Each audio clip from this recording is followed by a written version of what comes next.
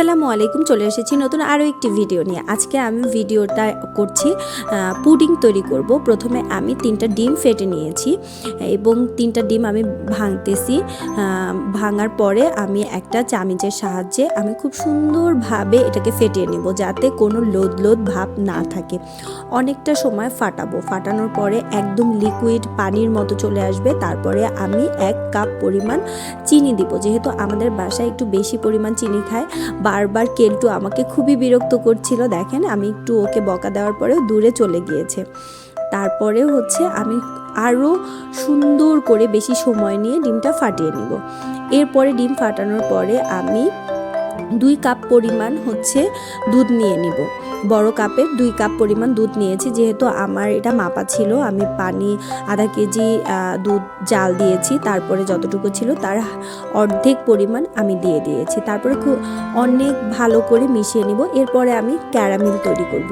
আমার ছোট ভাই ক্যারামেলটা একটু ডার্ক করে বানাতে বলেছে, কারণ ও একটু ডার্ক খেতে পছন্দ করে।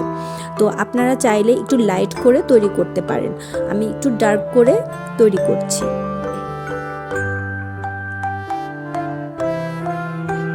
এরপরে ক্যারামেলটা খুব সুন্দর করে আমি রেখে দিয়েছি ঠান্ডা করার জন্য। তারপরে দেখেন একটু ডার্ক হয়েছে। এটা আমি ইচ্ছাকৃতভাবে করেছি। আপনারা চাইলে একটু কম জাল দিলে হালকা পরিমাণ হয়। আমি মাঝে মধ্যে হালকা পরিমাণও করা হয়েছে। এরপরে আমি দুধটা, যে লিকুইডটা পুরোটা আমি ঢেলে দিয়েছি। ঢেলে দেওয়ার পরে আমি ঢাকনাটা লাগিয়ে দিব। এরপরে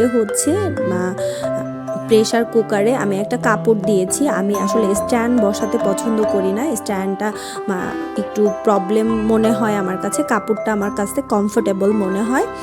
এর জন্য আমি নিশ্চিন্তভাবে দেওয়ার জন্য কাপড়ের উপরে বসিয়ে দিয়ে আমি 1.5 কাপ পরিমাণ পানি দিয়েছি।